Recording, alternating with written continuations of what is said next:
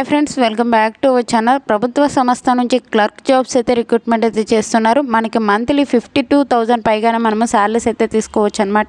AP Telangana ప్రతి ఒక్కరు apply అయితే చేసుకోవచ్చు. ఆన్లైన్ విధానం ద్వారా అయితే అప్లై అయితే చేసుకోవాల్సి అయితే ఉంటుంది అనమాట. ఇంటర్ 12th పాస్ అయిన ప్రతి ఒక్కరు యొక్క జాబ్స్కి అయితే అప్లై అయితే చేసుకోవచ్చు. ఫుల్ డీటెయిల్స్ అయితే వీడియోలో ఎక్స్ప్లెయిన్ చేశాను, చూసి అప్లై చేసుకోండి. అంతకంటే ముందుగా మీకు ఒక చిన్న రిక్వెస్ట్ అండి, వీడియో నచ్చినట్లయితే కంపల్సరీగా లైక్ చేయండి. అలాగే ఛానల్ సబ్స్క్రైబ్ చేసుకోకుంటే సబ్స్క్రైబ్ చేసుకోండి. ఒక చిన్న లైకే కదండి చేసినట్లయితే నేను కూడా మరికొన్ని వీడియోస్ చేయడానికి నాకు కూడా ఎంకరేజ్మెంట్కి అయితే ఉంటుంది.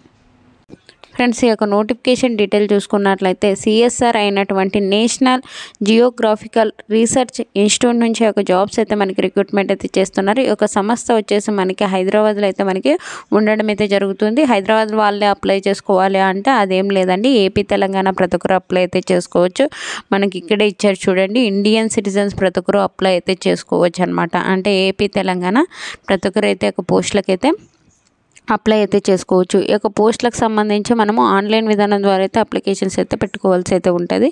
మనకి ఇంపార్టెంట్ డేట్ చూసుకున్నట్లయితే మనకి ఆన్లైన్ అప్లై డేట్ వచ్చేసి December 30 నుంచి స్టార్ట్ అయిపోయింది. లాస్ట్ డేట్ వచ్చేసి మనకి January 31 వరకు అయితే ఉంది. ఆ లోపలైతే ఒక పోస్టులకు అయితే ఆన్లైన్ విధానం ద్వారా అయితే అప్లై అయితే చేసుకోవాల్సి అయితే ఉంటుంది. ఈ యొక్క పోస్టులకు సంబంధించి మనం డీటెయిల్ చూసుకున్నట్లయితే మనకి వేకెన్సీస్ వచ్చేసి ఈ యొక్క జూనియర్ స్టెనోగ్రాఫర్కి సంబంధించి వేకెన్సీస్ అయితే ఇవ్వడం జరిగింది. జనరల్ కేటగిరీలో 2 ఉన్నాయి.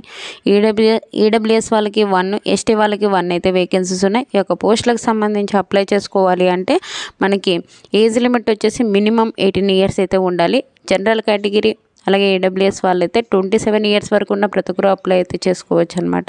అదే ఎస్టీ వాళ్ళైతే 18 నుంచి 32 years వరకు ఉన్న ప్రతి ఒక్కరు అప్లై అయితే చేసుకోవచ్చు.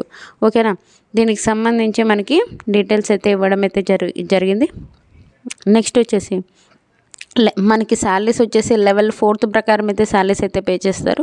మనకి బేసిక్ పేనే 25,500 నుంచి 81,100 అయితే పే చేయడం జరుగుతుంది. అన్ని రకాల అలవెన్సెస్తో పాటు మనకి చేరగానే మనం 52,100 పర్ మంత్ అయితే శాలరీస్ అయితే తీసుకోవచ్చు. చేరగానే మనకి 52,000 పైగానే మనం శాలరీస్ అయితే తీసుకోవచ్చు. కాబట్టి ఎవరైనా మిస్ చేసుకోకుండా ఈ యొక్క జాబ్స్కి అయితే అర్హులైన ప్రతి ఒక్కరు ఈ యొక్క పోస్టులకి అయితే అప్లై అయితే చేసుకోండి. ఈ యొక్క పోస్టులకు సంబంధించి అప్లై చేసుకోవాలి అంటే ఎడ్యుకేషన్ క్వాలిఫికేషన్ వచ్చేసి 10+2 దాని ఈక్వాలిటీ క్వాలిఫికేషన్ ఉన్న ఈ యొక్క పోస్టులకి అయితే అప్లై అయితే చేసుకోవచ్చు.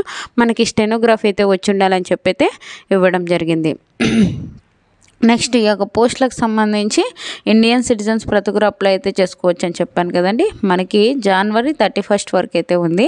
ఆ లోపలైతే ఒక పోస్టులకు అయితే అప్లై అయితే చేసుకోవచ్చు. ఈ రిలాక్సేషన్ సంబంధించి కూడా మనకి డీటెయిల్గా అయితే ఇవ్వడం జరిగింది. ఎస్సీ వాళ్ళకి 5 years, అలాగే ఓబీసీ వాళ్ళకి 3 years అయితే ఏజ్ రిలాక్సేషన్స్ అయితే అప్లికబుల్ ఉంటాయని మనకి ఇక్కడ నోటిఫికేషన్లోనే క్లియర్గా అయితే ఇవ్వడం జరిగింది.